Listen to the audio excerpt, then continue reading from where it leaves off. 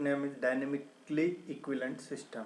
Okay, so in this unit, fourth unit, we have started from static force analysis, small introduction about static force analysis, then we directly jump to the dynamic force analysis.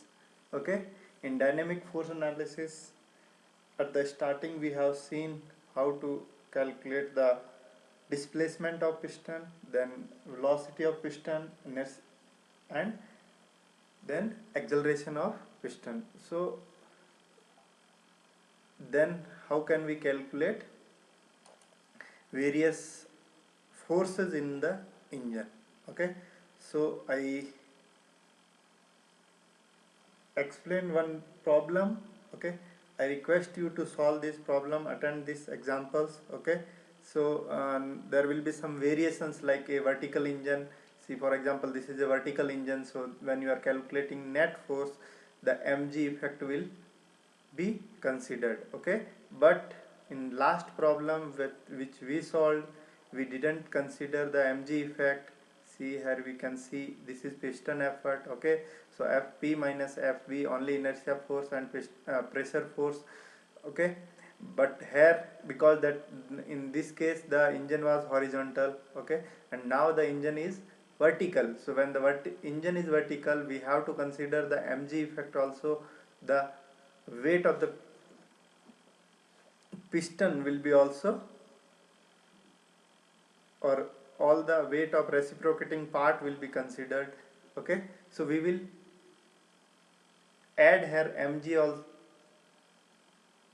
mg in the net effective to calculate the net effective force. Okay, so please try this problem, 1-2 problem, practice. If you don't get, ask me. Okay, so from here I will come to next topic. The name is dynamically equivalent system. So if you remember, in the last expression we have ignored the inertia effect of connecting rod. Okay, so why we ignored, and why, but if we cannot say that mass of the connecting rod is very small, so sometimes we have to consider the mass of the connecting rod also. And when you are considering the mass of connecting rod, we have to consider the inertia effect of connecting rod also. But what is the problem with connecting rod? Okay, if you remember, the diagram was like this was the diagram. Okay, so this is your connecting rod and this is piston. Now no problem with piston because piston is having only linear motion, but the connecting rod is in general motion. Okay, it have angular motion and linear, so it is in combination of both. So when it is in general motion, we have to do rigorous analysis, means calculation, to find out inertia and all. And the next problem with connecting rod is not having mass uniformly distributed, as here you can see this. Okay, so this body is not having uniformly distributed mass. So the dynamically equivalent system come into the picture, where you have to analyze, or you have to calculate the inertia force of that body which is not having uniformly distributed mass. Okay, the example is connecting rod. Okay, so usually the inertia of the connecting rod is taken into account by considering a dynamically equivalent system. Okay, if I show a diagram how a connecting rod look like, so this is your connecting rod. Okay, so the mass is, we can see it is not uniformly distributed. Now this is again theory of machine by Khurmi and Gupta. Okay, so in Khurmi and Gupta, the chapter is, see here all the forces analysis what we have covered from SS Ratan.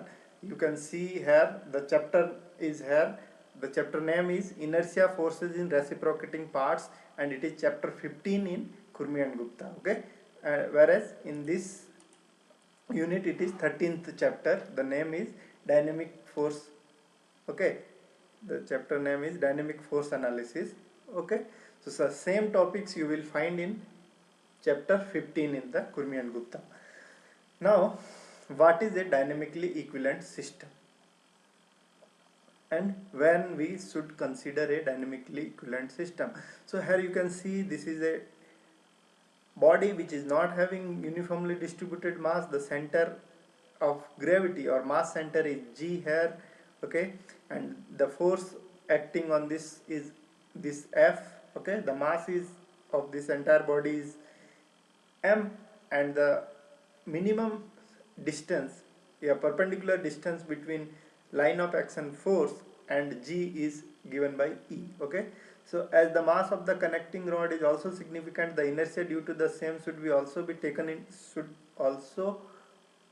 taken into account, as neither the mass of the connecting rod is uniformly distributed nor the motion is linear. Okay, so both problem we have. First problem is the mass is not uniformly distributed in the connecting rod, and second, the motion is not linear. It is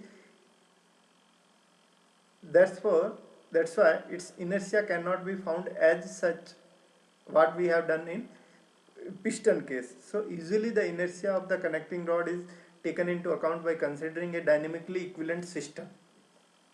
So if you want to solve a problem of means how to calculate inertia effect of a connecting rod, we have to understand the dynamically equivalent system.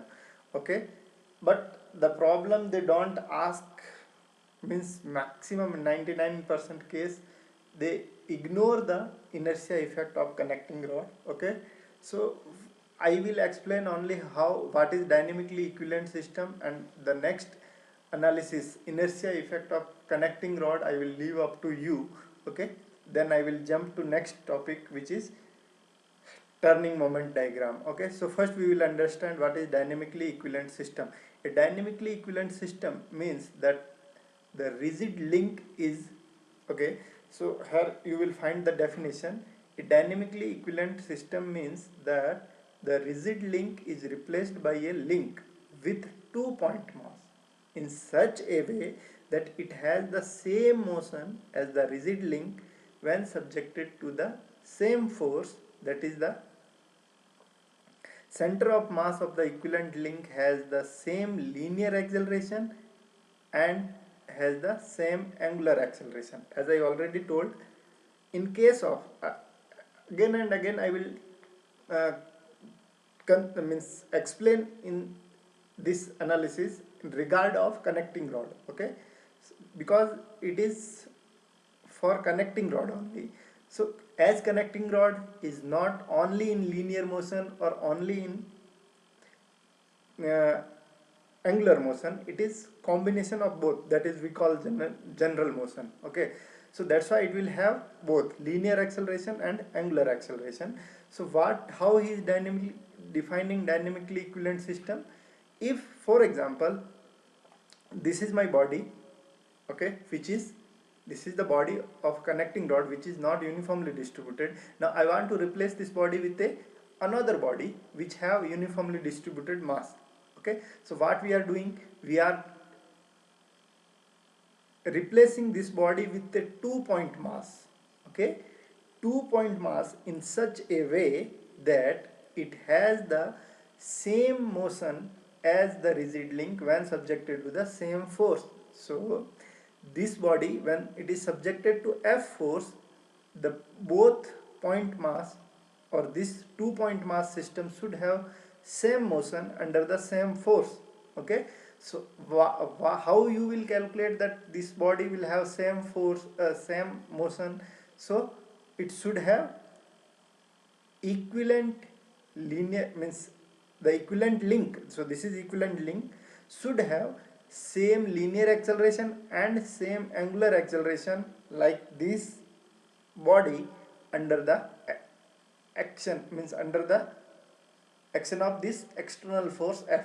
Okay, so now this is the definition, but how it will come and what condition you need, means when we will call that this is a dynamically equivalent system. Okay, so for that now you will see that the m should be equal to m1 plus m2. Okay, now we will derive here. Okay, so these are the condition exactly. There are two conditions. The first condition is, so okay, we can see that, okay, if f, this is f and this is m, okay, force. So if it, this body is moving with this f force, produces linear acceleration of f. Okay, so if linear acceleration is f, so f will be is equal to m into f, like force is equal to mass into acceleration. Okay, now how much torque is coming on this? Okay, so this force is not acting through this g, so that's why how much torque, f into e, and that torque will be equivalent to I into alpha. Okay, where I is moment of inertia of the body about perpendicular axis through the g. Okay, so this I is mass moment of inertia about a axis which is passing through g. Okay, and alpha is angular acceleration. This f is linear acceleration and this alpha is angular acceleration. So here we got two relation, f is equal to m by f, m into f, and f into e, which is nothing but torque about g, and that is equal to I into alpha. So f I can write, means acceleration I can write force by mass, and angular acceleration alpha I can write f into e, means torque divided by mass moment of inertia. Okay, moment of inertia. So now to have the dynamically equivalent system, let the replaced massless link has 2-point mass m1 and m2. So this is a equivalent link, means this body you are replacing with this link. Okay, and we are calling it dynamically equivalent system. So this system have two mass, one mass m1 at b, m2 at d, and the distance between b and g is b. Okay, and g and d is d, at distances b and d respectively from the center of mass g. Okay, so as shown in figure b. Now to satisfy the first condition, as the force f is to be same, okay, the sum of the equivalent, if force will be same, what should be same? To produce same acceleration, if same acceleration and same force, this m should be same, both mass, both the systems, like this m should be equal to this 2-point mass m1 plus m2 to generate same linear acceleration. So this is first condition. Okay, the sum of equivalent masses m1 and m2 has to be equivalent to m to have the same acceleration. So first condition you are getting is, to find out equivalent dynamic system, the mass should be, means the rigid link mass will be equivalent to two equivalent, that whatever you are replacing, the dynamically equivalent system's mass. Okay, m1 plus m2. Now to satisfy the second condition, which is like this condition is linear acceleration will be same. Now second condition is angular acceleration should be same. So to satisfy the second condition, the condition which you are getting is that the numerator f, this condition alpha is equal to f into e, and denominator I must remain the same. So f is already taken same. If f is same, e has to be same between, which means that the perpendicular distance of the mass f, distances of f from g should remain same. Okay, so this f is already constant, so this e should be constant, e should be same. So to satisfy this e condition, the condition you are getting is m1 into b should be equal to m2 into d. m1 into b should be equal to m2 into d means if you take moment about g, it should come equal. m1 into b should be equal to m2 into d. Okay, so the second condition we are getting is m1 plus b, m1 into b equal to m2 into d. So to have the same moment of inertia of the equivalent system about perpendicular axis through the combined center of the mass, we must have I is equal to m1b square plus m2 d square. Okay, because now this is your E only. Okay, so m1 into b square plus m2 into d square. Thus any distributed mass can be replaced by 2-point masses. Okay, any distributed mass, for example a connecting rod, can be replaced by 2-point masses to have the same dynamical properties if these following conditions are satisfied. So what are the conditions? Just now we have got the sum of the two masses is equivalent to the total mass, m is equal to m1 plus m2. The combined center of mass coincide with that of the rod. Okay, so the combined center of mass should coincide with that of the rod. See here, this G should coincide with the distributed mass center. Okay, now the moment of inertia of the 2-point masses about the perpendicular axis through their combined center of mass is equal to that of the rod. So if you calculate the mass moment of inertia of this 2-point mass, it should be equal to I. Okay, and that is about G, it will be m1 into b square, means I is the mass moment of inertia of this body, and that for equivalent system it should be equal. Okay, so it will be m1 into b square is equal to plus m2 into d square. Okay, so these are three conditions which should satisfy to get a equivalent mass dynamically equivalent system. Okay, so this dynamically equivalent system they ask in 5 marks or 6 marks problem in theory question. Okay, so next topic is inertia of the connecting rod. They are explaining, you can understand this. So this is in this A diagram they have said that we have a connecting rod and we are considering that A and B point means the mass is maximum concentrated at B and A point. Okay, so now he is replacing this system with this B diagram. So now he is assuming mass at D point and mass at B point. Okay, and now how he is calculating has been explained here. It's not means MA and MB he is calculating in terms of M. Okay, so you can read this, it's not that much important, so I will leave it here and we won't cover even problem on this topic. Okay, so if you want to cover, solve one example, that's all, otherwise you can skip this, but you should not leave this topic, dynamically equivalent system. Okay, up to now. Okay, you should cover this, and easy problem you will find for this type of on this topic in Khurmi and Gupta. Try to solve one or two problem, that's all. The next very important topic, and there is 99% sure that you will get at least 10 marks or 20 marks problem, and that topic is what we are going to cover now, and the topic name is turning moment diagram. Okay, so the next topic is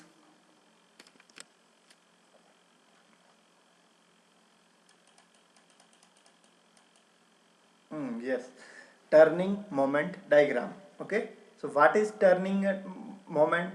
Just if you remember in last class we calculated turning, the crank effort which was Ft.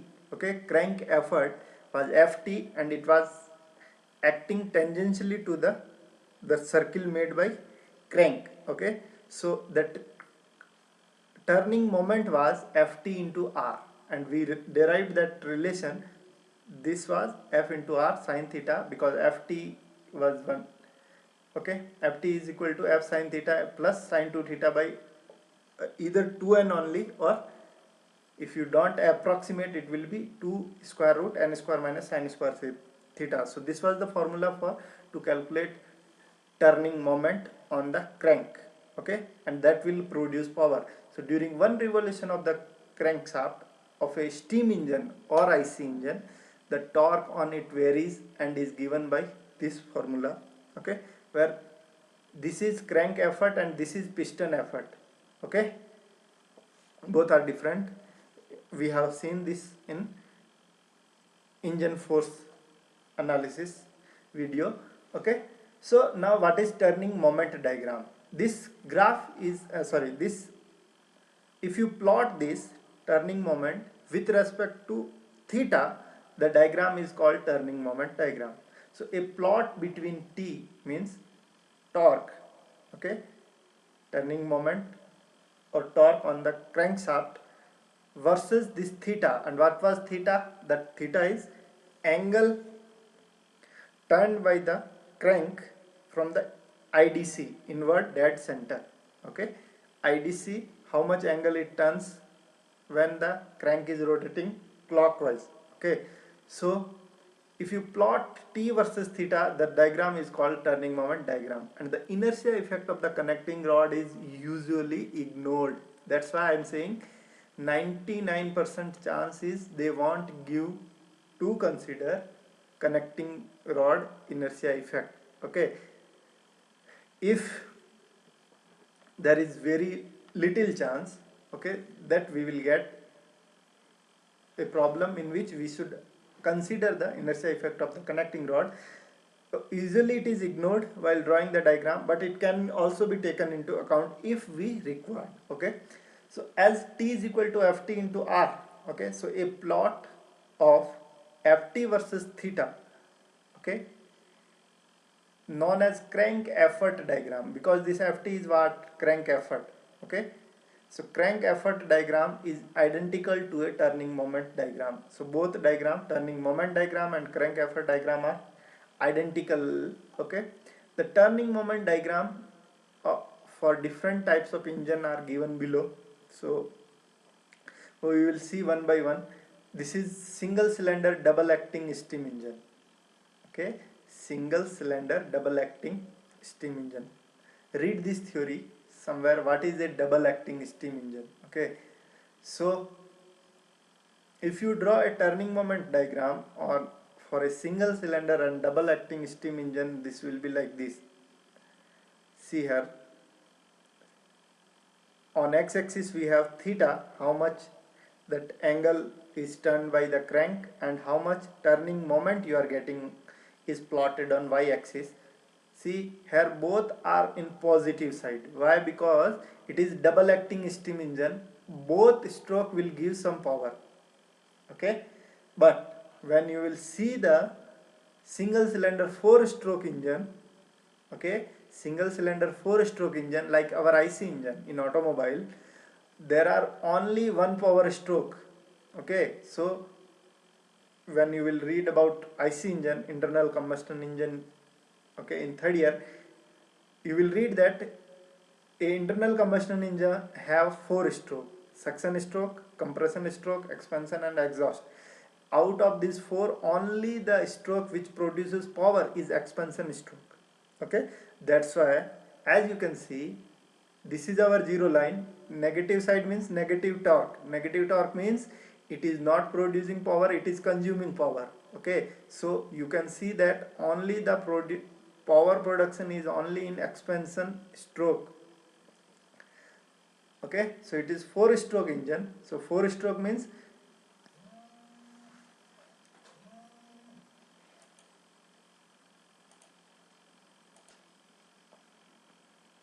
so in single cylinder 4 stroke engine, the turning moment diagram will be like this, whereas in double acting steam engine, single cylinder double acting steam engine, the diagram will be like this, because here in both stroke you will get power, okay. So when the piston, it is double acting, means when it is coming backward also will produce power, when it is moving forward it will also produce power. So the diagram will be like this, okay. So they will give us this diagram, that is not problem. How to solve the problem and what we will calculate, we will understand in next couple of slides, okay. So you can read here, no, means this is representing the fluctuation of energy. Okay, so from here exactly you are going to design a, means you are going to find out the size or mass of flywheel. Okay, and what is the need of flywheel? See now, if you can, for example, just take the example of this 4-stroke IC engine.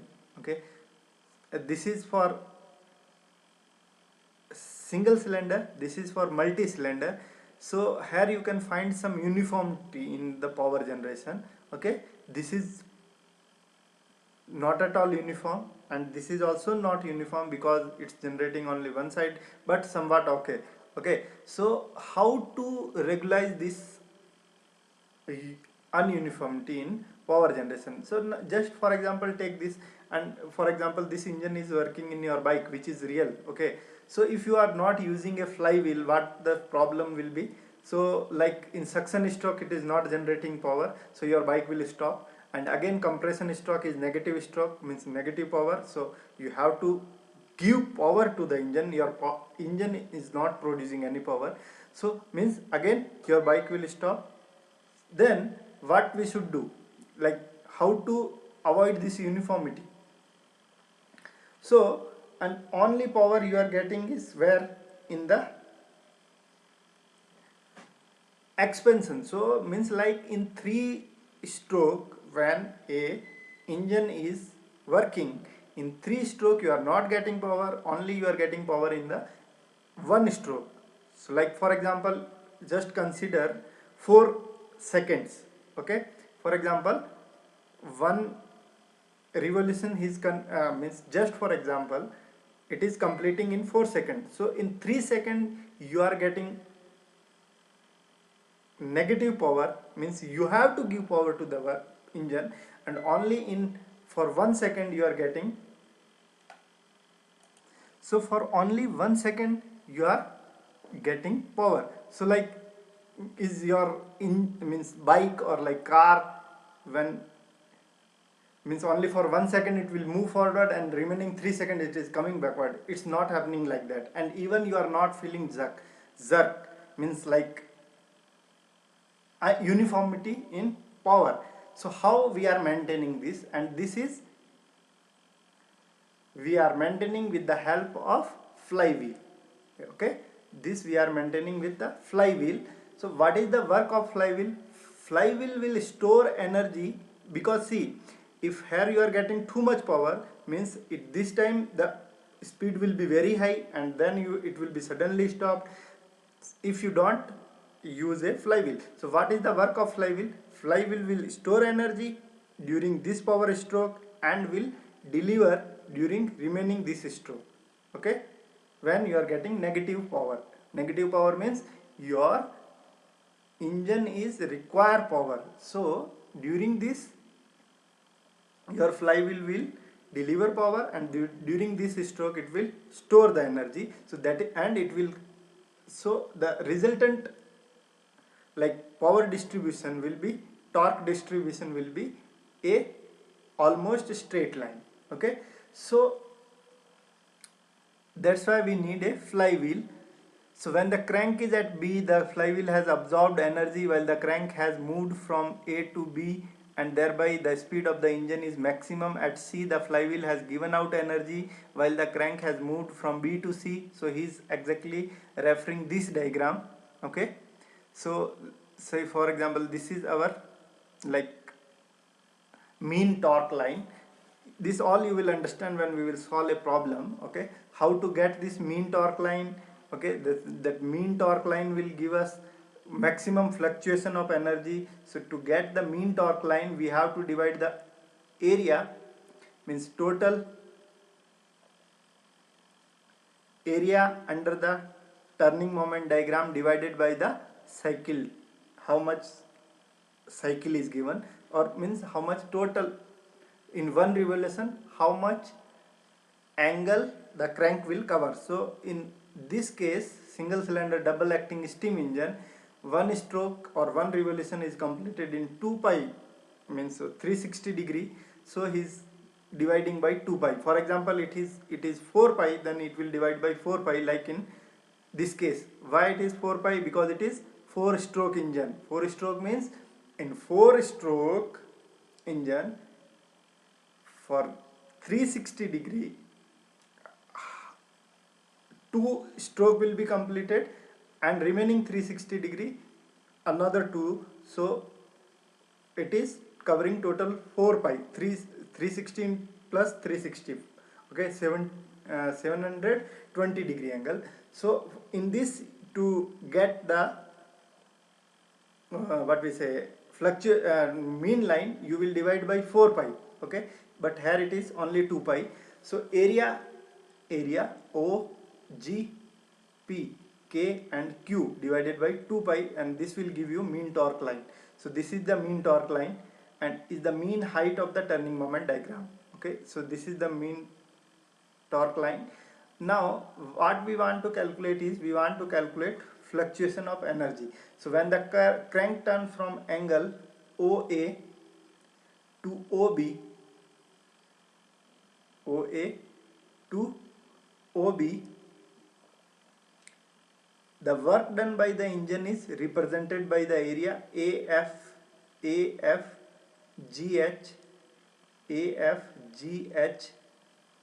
B. Okay, but the work done against the resisting torque is represented by the area AFHB.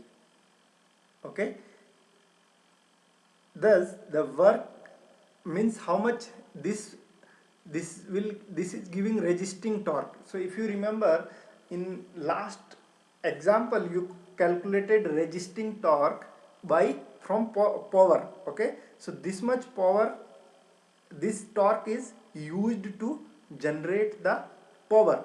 Now but what about this torque? Okay, thus the engine has done more work than what has been taken from it. Okay, so this extra energy, okay, or power, because torque or turning moment will give you power only, so that power will be stored in the engine. So the excess work is represented by the area FGH. This is excess work. This excess work increase the speed of the engine and is stored in the flywheel. Okay, so now he has stored this energy into the flywheel. Now when it will use, see now here, this is your graph. Okay, so this energy will be delivered during the crank travel from OB or OC. Okay, OB or OC, from here to here, the work needed for the external resistance is proportional to BHJC. Okay, if you can see, this is the production. Okay, but to maintain the constant speed we need this much torque, but production is this only, so this is negative area.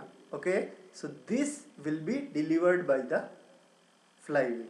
Okay, in the same way he has written this theory, you can understand this, means read this. So during the crank travel from OB to OC, the work needed for the external resistance, means to produce the power to maintain the same speed, is proportional to this area, where the work produced by the engine is represented by the area under HPG, H, P and J. So under this area only, this is the, means from here to here, this is the production, but requirement is equivalent to this rectangle. So from where you will get this? You will get this from flywheel, because flywheel has stored this energy during the last cycle, during the, means from when the angle was turning from O to B. Okay, so this is how, thus during this period more work has been taken from the engine, that is produced. So the loss is made up by the flywheel, which gives up some of its energy, and the speed decreases during this speed. So you can understand that this is the work of flywheel. Okay, so that is the work of flywheel. It stores the energy when engine produces more, and it gives to the system when it require, means when the engine produces less and your system require more.